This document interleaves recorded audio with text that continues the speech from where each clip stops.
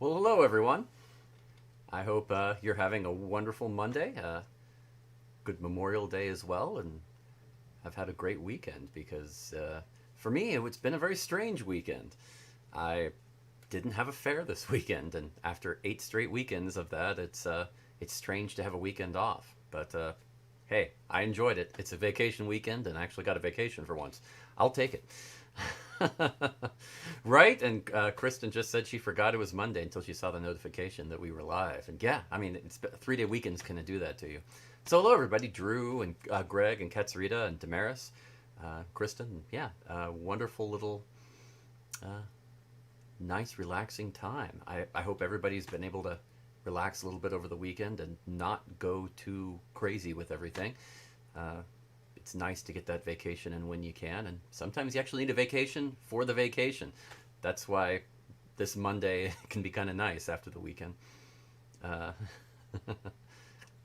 so yes, yes, it has been interesting. I A lot of stuff going on with Life's Affair, and I did really good meetings and good productive information, and it all really really good. Can't wait. I'm really. I think pretty soon I'll at least have the beginnings of some updated graphics for this show for Fairlife. I'm really liking where it's going and everything. The concepts are all set, and I'm really digging it. It is uh, definitely a step forward, um, and that I guess for me that's always been the thing. As long as you're moving forward, everything's good. And for the last year, that's kind of how I've approached Fair Life and Life's Affair in general. So here's to continuing to move forward, right? Always.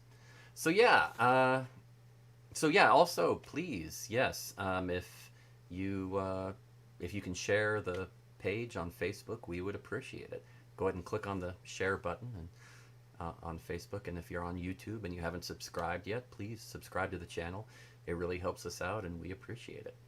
So, oh yes, and Kristen noticed that I framed the artwork. I had to order a frame because I couldn't find a good one in town, and it finally showed up. So yes, yes, this was Kristen's birthday gift to me. So yeah, she did this herself, and it just such a great job. I really love it and everything. So I had to get a good frame for it, and I think this works. It's not this traditional black frame. I tried to get something that worked better with it, and I think it looks great. So again, thanks, Kristen, because really good job. I mean, don't you think, everybody? This is really cool. So yeah, had to frame this, of course, right? That's what you do. That is what you do. Okay. Haha. So yeah, what did everybody do for the weekend? Did you have the weekend off, or did things go strange and you ended up catching up on a lot of work, or going to fair, or what happened to everybody? I'm kind of curious. Yeah, for me, I ended up just doing a bunch of research and getting a lot of work done and catching up on things around the house and getting a lot of things organized for the future of Life's Affair. Because that's what you do. That is what you do. Oh my. And yeah, everybody's commenting because it is really cool, really good work. Um, oh, and Andrew Benson on YouTube says that he thinks the color fits it better than a black frame would, and that was my thinking too. I I might have been able to find a frame in town. I did spend some time looking. It would have been a matte to try to make it fit right, but still, yeah, I wasn't really crazy about just a black frame. So I agree. I agree. And Andrew Benson says that he slept like a lot, and that's what great vacation. I think that's the best vacation weekend you can have. I mean, being able to sleep in and be a bit of a lazy bum is the best thing because you need that now and then. You really definitely need that now and again. Damaris said work, work, work, and yes, I actually know some of the work she's talking about because on Thursday I went over to Sherwood and some of us played music for a video that she's putting together. So we'll see how that turns out. Hopefully it will work out. So I know she's been working on that. Oh wow! And Kristen worked on the first weekend back from her job. Ooh, yeah, yeah. Yeah, it's like Faire, but it's a different kind of work, right? It's totally different, and when you're not used to it, it kind of hits you. Wow. Okay. Okay. And Alacia apparently hiked. Good for you. Yeah, I should have done more exercise for sure. I definitely worked a bit at the house, but should have done more. I will admit. Now, a lot of great things are going on, kind of in going on in the fair world. We're kind of hitting that post spring zone, is how I put it, because there's not. Well, traditionally, what would happen is you'd have a lot of big fairs in the spring and in the fall. That's the general best idealized time for fair because it's not too hot, not too cold. So 20, 30 years ago, that's when those fairs were really big, and they kind of set those times, carved them out for themselves. And as they kept getting bigger and bigger and more prominent in the region they were, new fairs would crop up and they wouldn't want to compete. So recently, you started getting a lot more fairs in the summer so that they don't compete with the spring and fall fairs. So 20 years ago, there weren't many summer fairs. It was kind of like a dead zone. But now we actually have a few. We actually have a few fairs going on in the summer and heading into that. So that's been kind of interesting. A few fairs are kind of finishing up their spring run going on now, and a few are not. I'll get into the map later, but I just find that interesting. We'll see how that progresses this year with the changes in schedule and everything. Should be very interesting and a lot of fun. But yeah, so I hope some of you are mapping out what fairs you're wanting to go visit this summer. I know Jan and Jem are already plotting and figuring out all the ins and outs and places they want to go. Uh, so yeah, should be a lot of fun. Okay, yeah, let's see. Yeah, it's such a weird because this doesn't almost it doesn't feel like a Monday, doesn't it? It feels like Sunday to me. So it was really weird doing the show today because of the holiday weekend. I felt like I should do it tomorrow in a strange way, but no, this works out well. And Alicia's still talking about summer in Colorado. That yeah, yeah, you can still get pretty cold, but that's Colorado. I mean, you get those altitudes. Um, yes, and Drew is right. Back in the '90s, TRF was the last festival. Louisiana started, I think, in 2000. I think was Louisiana Fair that finally came out after TRF. But yeah, 2000, 2001. I think 2000 was their first year, if I remember correctly. And that yeah, TRF, and now of course it's even larger than it was back then. So it's carved out that niche for itself, where other fairs do not want to compete with it. Same with Scarborough in Texas, in this region, and that's true all over the country. Oh, and Kristen's thinking about Colorado Fair. Excellent, excellent. That'd be a lot of fun, especially if you haven't been.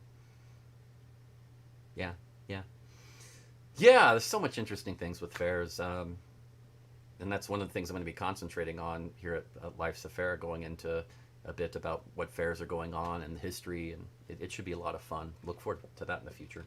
Definitely. So yeah, first, I want to talk about something hilarious that happened. Some of you probably saw this, um, that you in the news a few days ago.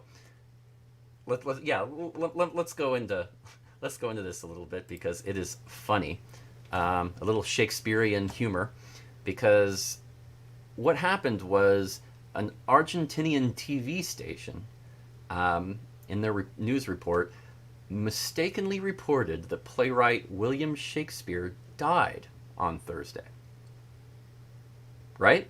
And the confusion is because one of the first people to get I think the Pfizer vaccine in the world, I think the second person in the world to get it, got pretty famous because his name was Bill Shakespeare. This was in England, and yeah, he just died of unrelated issues, and it kind of Bill Shakespeare died, hit the news wire. People were trying to rush and get information about it, and I guess Argentina, this news station, they just went, "Oh, Bill Shakespeare, oh, famous guy, oh, playwright," and they dumped the information to the newscaster, and they they did that. they reported that William Shakespeare, a notable playwright, uh, died in England on Thursday. And yeah, yeah, I, I think this is just more of a reflection of how far the lack of fact checking has come in news. I mean, I kind of want to give our I want to give them a little bit of leeway in Argentina because come on, English not their first language. Okay, I mean, if you were to ask me who the most notable Mongolian playwright was of all time, I couldn't tell you. So I don't want to give them too much flack on this for just not knowing off the top of their head. But the lack of fact checking, that's a different story, and it is hilarious that they made that mistake. I mean, you'd think they might have noticed that, or at least reported that, while early in his life he was very prolific, William Shakespeare really had not published anything in about 400 years. So he'd really slacked off and was living on his laurels for all that time. I mean, you think they would have done something like that? I don't know. So really strange, really strange. Yeah, I think it's more. I mean, the humor of William Shakespeare and that whole mistake and everything aside, I think it's just a huge indictment on fact checking in the news right now and how they're just trying to scoop everybody. They get something in, they spend 30 seconds looking it up and send the information out to try to get it immediately on reported. And that's a mistake. It didn't used to be that way, and it's just getting worse. And it's made worse when you're talking about reporting news from a foreign country that you aren't automatically familiar with. So yes, of course, in the U.S., we usually just don't talk about foreign countries in our news. They're not important. I mean, that's at least seems to be the consensus. You can find news that talks about it, but the mainstream usually avoids it. You don't get much news about other countries, which is interesting. Kind of a shame there too.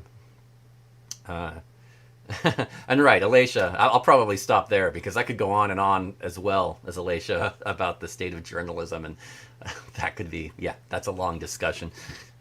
Maybe we'll talk about that sometime, but I just thought that was a hilarious situation. But yeah, let's go ahead and talk about let's go ahead and talk about what fairs are going on now for this weekend, because that is a ton of fun and very interesting. And yeah, you'll notice that it's a bit less than it was before.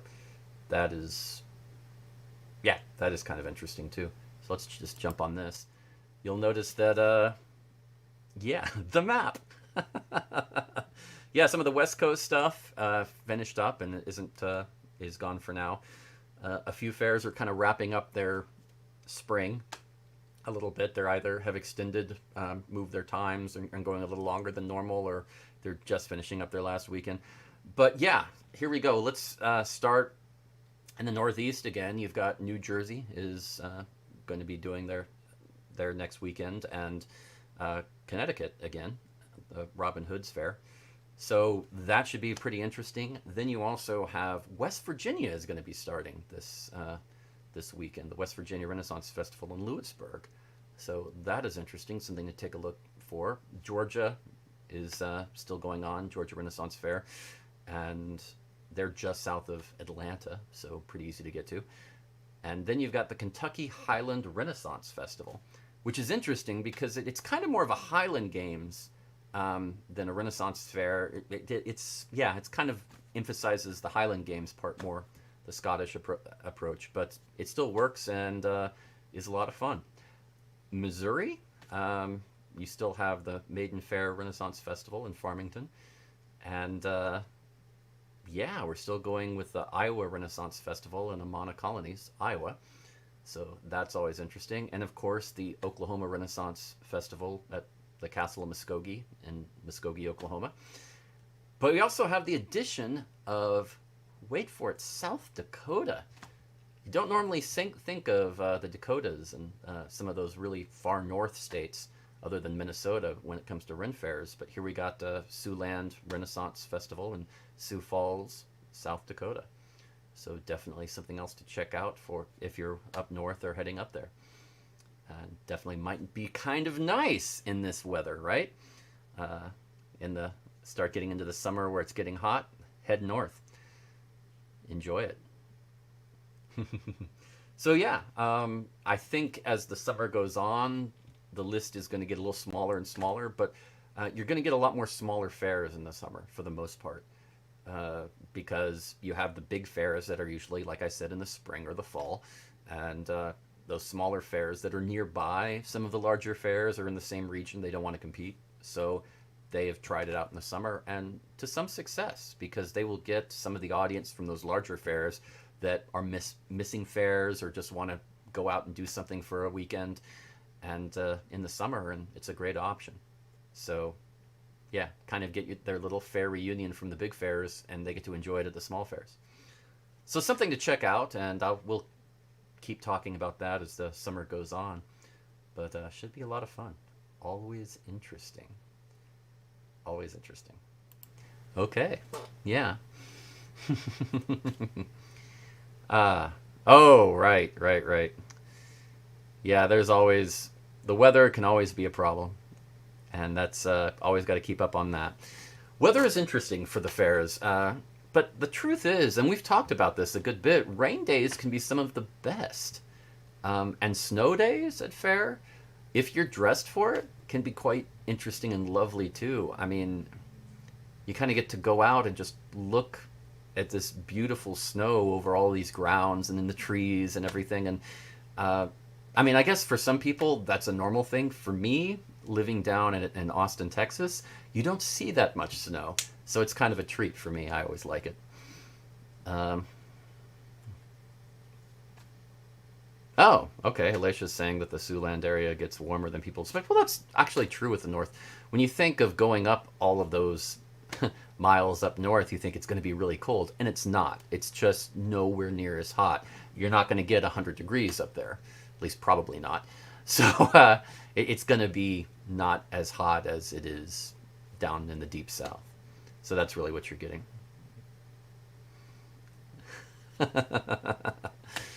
Oh, right, the Easter weekend it snowed at Scarby. Yeah, yeah.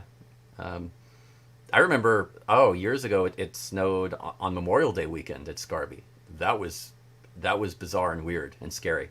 That's like one of those apocalypse weekends where you're kind of like, is it starting? What's going on? This doesn't seem real. This should not happen. But yeah, sometimes you get that extreme weather. Mm.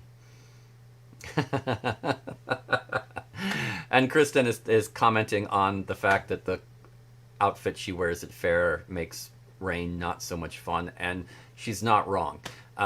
Generally, cast and performers sometimes have to endure clothing that is not as easy when it comes to inclement weather. But for people visiting, you can have a wardrobe set up of good cold weather outfits that are great for it, good rain outfits that are great for it, good hot weather outfits that are great for it, and it makes it a lot easier. Yes, and Liz on YouTube is making that comment. You have cool weather garb and summer garb, and that's exactly right. And variations of. I mean, I think you also need rain garb. Is my take on that. You need that really good cloak that will go over it, or depending on if it's cold rain or warm rain, you wear some clothing underneath that. Even though when you're wrapped up in a cloak to try to get out of the rain, you're not going to sweat too much because yeah, I mean, you're covered up completely. And some rains are cold and some are hot, so you have to really be versatile. And yeah, Drew just said that versatile attire is a must. Totally true. Um, oh, Bristol. Yeah, Kurt is right. Bristol is a very good example of a large classic fair in the summer. There are a few. Colorado and Bristol are certainly two of the big ones.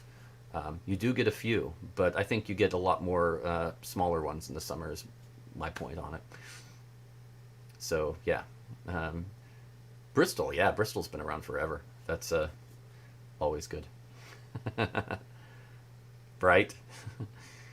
That is always interesting, the weather at fair, because some places the weather can change in a weekend and go to one extreme to another. Drew is totally right.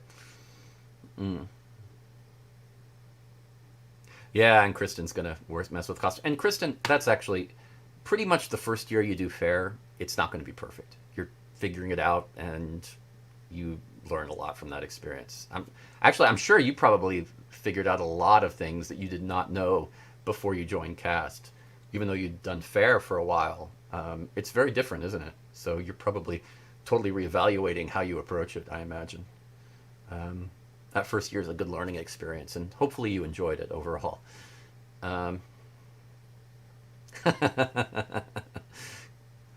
and yeah, Andrew Vincent on YouTube is even going further with a cold weather garb, some summer weather garb, record heat garb, record cold garb. You're not wrong. I mean, you really have to be versatile and have a lot of options to be able to mix and match. And the more you do Faire, the more you'll do that. But you definitely need to be prepared for really cold weather, because it can happen at surprising times. Oh, wow. And yeah, Nancy's saying that Bristol is her home fair and been going since it was King Richard's. Yeah, classic. That is one fair I've heard. I have so many friends who have either performed there or been there, and I've never made it up there.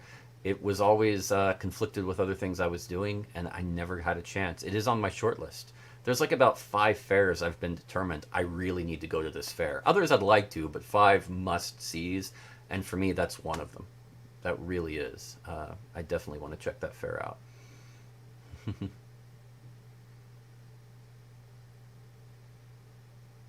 Yeah, yeah, and Alicia's saying Muskogee was like that a bit, with 50% of the fair that was rain days.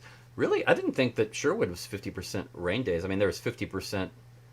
I mean, there were a good number of days they said it would be rain days, but most of them really weren't. Um, Not really that bad. Maybe it sprinkled a little bit for half a second on some of those days, but not bad. But yeah, yeah, definitely Bristol is on my list. I'm so looking forward to that. You know, honestly, I may actually make a list and show that next week or something of the top 5 fairs I haven't been to but really need to see. I mean, I've been to a lot of fairs. I've been to Georgia. I've been to Kansas City. I've been to Arizona. I mean, I've been to a lot of fairs. I just haven't. There are a few that I've missed, like you do. So I don't know, for y'all. Yeah, maybe think about it too. Put together your top 5 list, the fairs that you wish you had been to, or just on your list that you really want to go see. Yeah, your own fair bucket list kind of thing. Ooh, Bristol road trip, Nancy. That's actually not a horrible idea. I like that. That might be really good. Yeah. Okay. Let's put a pin in that, Alicia. But let's talk about that. That actually sounds really good. I might be up for that. Um, this summer is actually, yeah. Depending on how much I can get done here this month coming up, that might actually work great. I've got a lot of work to do for Life's Affair, but I'm going to be working my butt off for the next 2 weeks or so, getting a lot of pre-production stuff together, and then it's going to be going like crazy. But it's the research that kills me, having to really get everything figured out and outlined. But after you do that, it's just everything's scheduled and you know what you're doing, so it's not too bad. But yeah, great idea, Nancy. Yes, yes, I think that's. Let's talk about that. So definitely, Alicia, put a pin in that, and we'll talk about that. It'd be great to see some of you too, because there are some people watching that I've never met in person. So yeah, that would be good too. Uh, oh yeah, Pleasure Fair in California, definitely. Yes, since the '60s. That was the first one, Kristen. So yeah, uh, that was the first fair. I think, was it '67? That sounds right. 67, 68. So yeah, you go with the classics. Okay, well, um, after the whole Argentinian TV station thing, I'm gonna jump into our 7 reasons, because I was trying to think of a good one, and what I came up with was 7 misconceptions people have about Renaissance festivals. Kind of 7 assumptions, 7 mistakes that people think about how they're wrong about fairs. And yeah, so 7 misconceptions people have about Ren fairs. I thought that kind of worked well with the problem with the news station. Um, so yes, yes, let's start with that. So 7 misconceptions. Number 7. And I know all of you have your own that you've heard, and you're probably thinking of them right now, but I'll throw out 7 off the top of my head. You have to be historically accurate. And yeah, it surprises me how many people think that, who've never been to a fair, and they think, oh, I don't want to have to talk like with these and thous and convey that type of thing and dress in crazy garb. And yeah, they think of it like it's an acting job if they go to fair. And it's not. It is really, really not. Um, so yeah, I mean, I just find it funny that people really believe that. You really don't have to be historically accurate, and believe me, most fairs are not. But yeah, there's still that misconception. So number 6, it's all about fighting and swords. I mean, I get it. A lot of the press material is all about the joust and people swinging swords and hitting each other's shields with them, and all. I mean, that's the most action-packed thing that happens at fair. So when news stations do go out to fair and film it, that's always the B-roll they use, that type of thing. So people have it in their head that it's all just jousting and fighting with swords, and that's most of it. And if they're not interested in that, they don't think it's really for them. And yeah, I think that's a big issue. I get why they think that, but it's such a small percentage of the overall experience at fair. Um, right, right, totally agree, Drew. Um, yes, number 5, you have to act as a character while there. I mean, goes along with the historically accurate thing. People think they have to go there and they have to put on an acting role. Like all of a sudden it's they're a part of summer stock, and that's how it is. I mean, everybody just kind of goes into that character. They have to be well, I guess I'm going to fair, so I'm going to be a page, and I will I'll wear this garb, and I will have jobs during the day where I have to deliver this and go over here. And I I don't understand where that came from, but I've heard that more than once. It surprises me a lot. Uh, Always interesting. Number 4, people ate turkey legs in England. Now, I've brought this up before on Fairlife. You might have heard this last year. I did bring this up. And yeah, it's I it's so weird how that got started. That classic view of Henry VIII back from 50, 60 years ago was that he ate this big thing of mutton, and that's the classic view of him. It's just based on marketing and image more than anything else. So a turkey leg is just a cheap version that people can get in America easily without having to spend a ton of money on mutton. So I get it, but people actually believe that turkey legs were the common food in England. So not. So not. I mean, aside from the fact that they didn't have turkey, at least not to any real degree. Yeah, kind of strange, right? Kind of strange. So, okay, number 3. You'll be judged for simple or cheap costumes. I mean, if you go to Party City or one of those places and get a cheap Halloween costume kind of thing and wear it to fair, you'll be judged harshly for not being historically accurate or having a cheap costume. No. No, no, no, no, no. I have never seen that type of thing ever.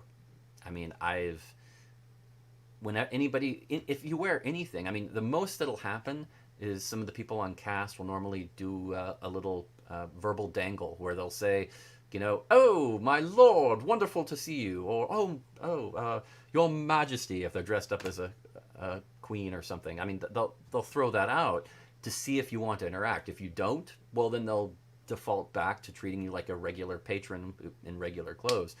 But it just gives them an in to talk and play if you want to. But that's about it. Otherwise, nobody really judges people on that, and they shouldn't. It's about you having fun, and everybody's always got that. I mean, even 20, 25 years ago.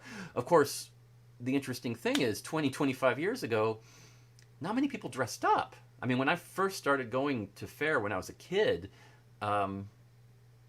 it was like, yeah, this was in the 90s. I mean, it's like maybe 10% of the people dressed up, and that might even be a high number.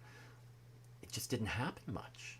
So yeah, it just kind of grew with the ability to get different costumes, with the interest in wearing kilts that kind of happened in the late '90s, and pirate garb and all of that in the 2000s, thanks to Johnny Depp, and all of those trends kind of pushed people to do that. And then the internet brought easy ordering of costumes and options and made it a lot less expensive, and opened up some doors. So people dressed up more and more and more. But when I first started doing Faire, not many people dressed up, and those that did, hey, very respected. I mean, hey, at least you're trying. So no, I've never seen anybody have that level of snobbery. Um, and yeah, okay, Playtrons. Kurt is talking about Playtrons. Yeah, can be snobbish about cheap costumes, and that might be true, but you're not going to be judged by performers or cast. And I mean, that's Playtrons are a weird sort of side group anyway. So yeah, I mean, if you're just coming out, you're probably not hanging out with them anyway.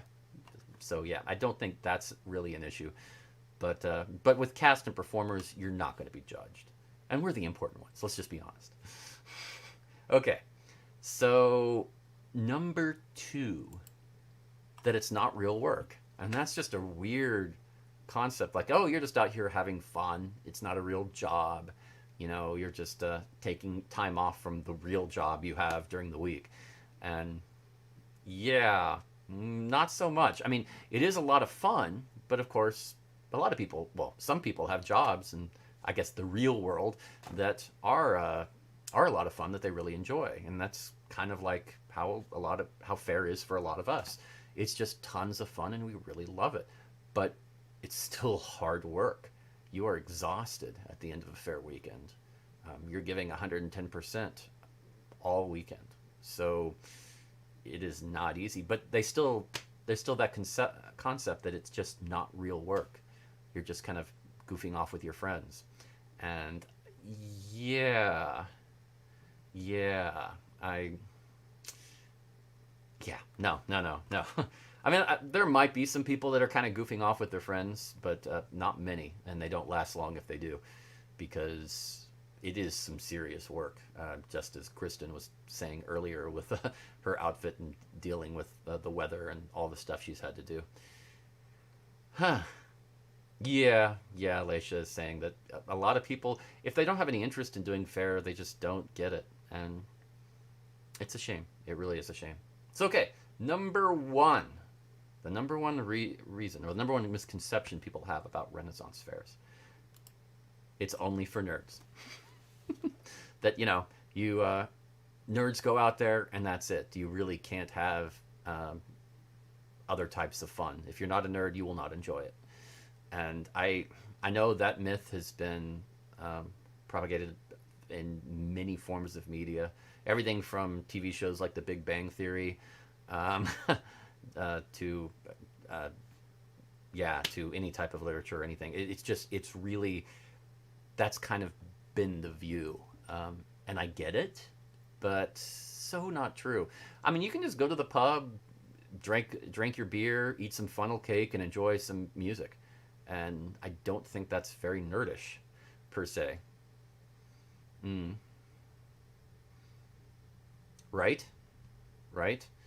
Um, Drew is saying that about somebody playing for 3 hours straight, and that's true.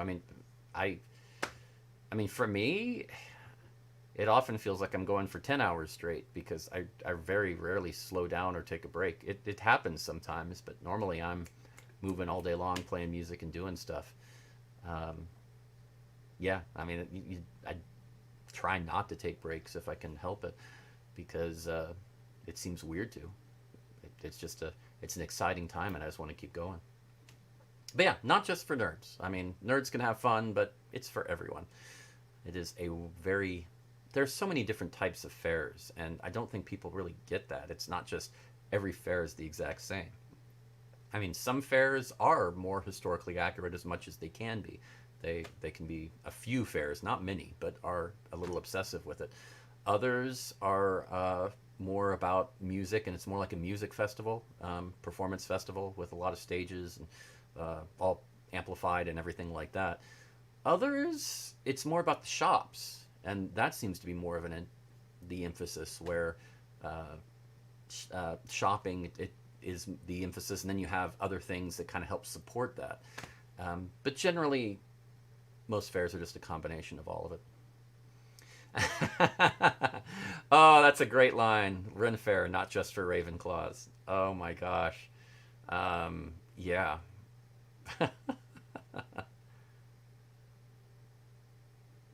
Yes, and Liz on YouTube said something I just saw that most performances acting is not viewed as a work.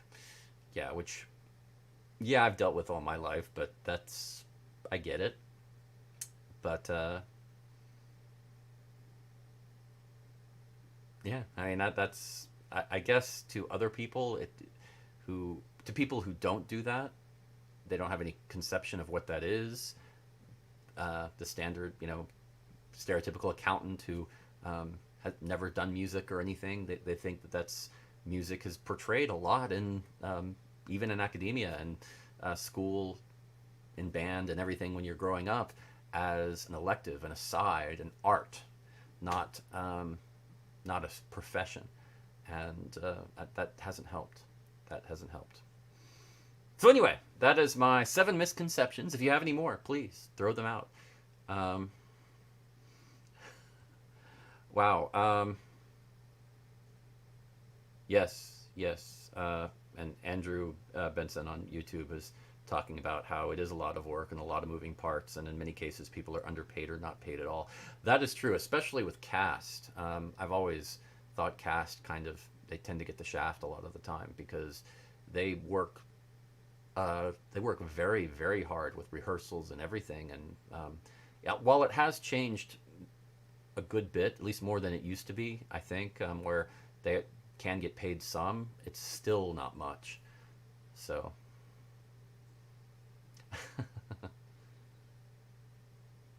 oh yeah. Well, that's one way to do it.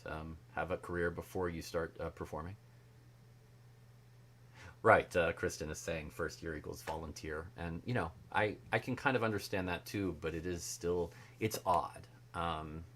It's tough, and it is sort of a weird kind of um, approach. At the same time, I kind of get it because starting a fair, especially a small fair, is really tough. It is a labor of love for the first several years where nobody really makes money.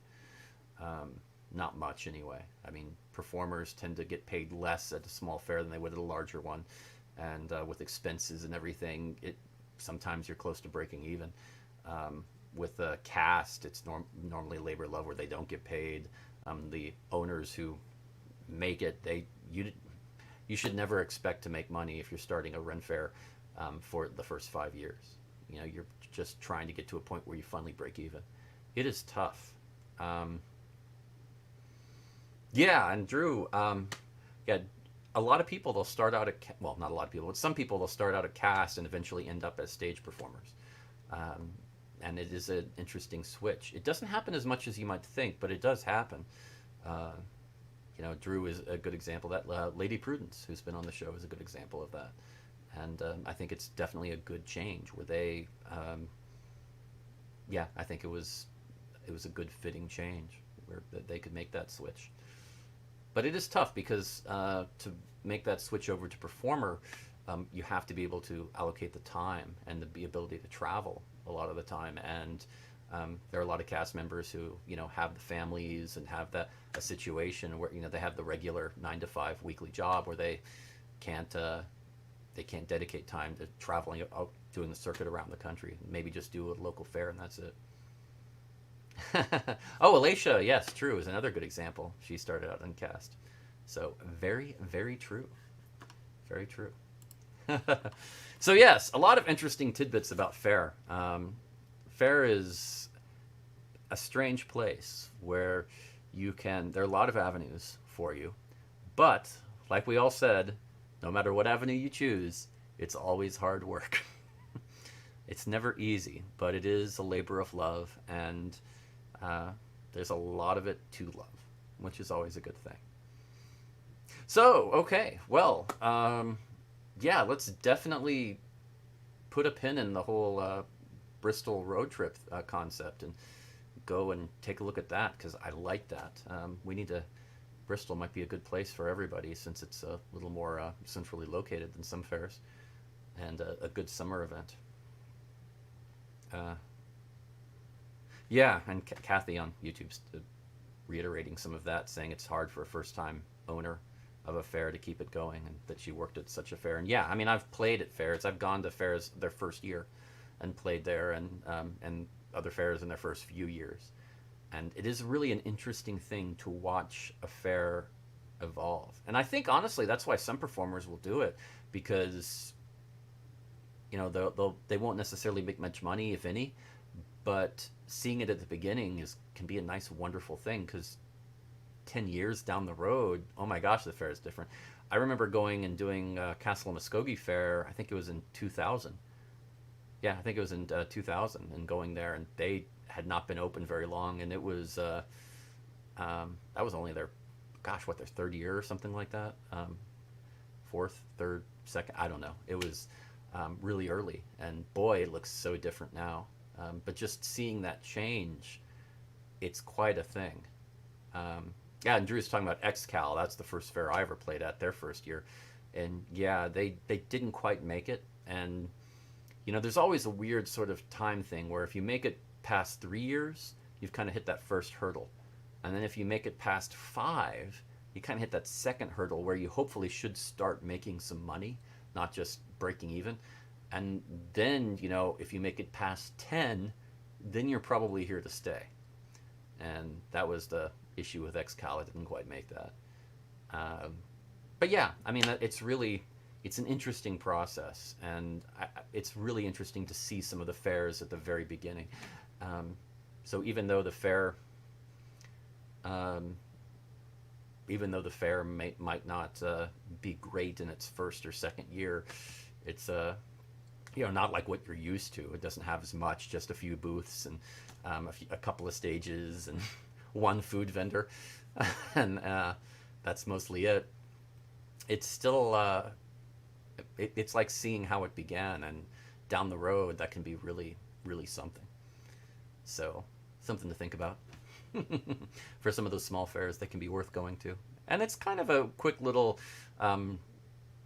fair shot in the arm if you're suffering from withdrawal from your Ren fair, your local Ren fair. You can go to one of the smaller ones and go with some of your friends and have a little fun and wear your outfit and your garb and enjoy it. So definitely. Well, thanks for hanging out with me tonight, and as always, week to week, I always appreciate it. It's always a lot of fun, and hopefully I'll have some more fun and silliness for you next week. So take care, enjoy, and have a good week and a fair life.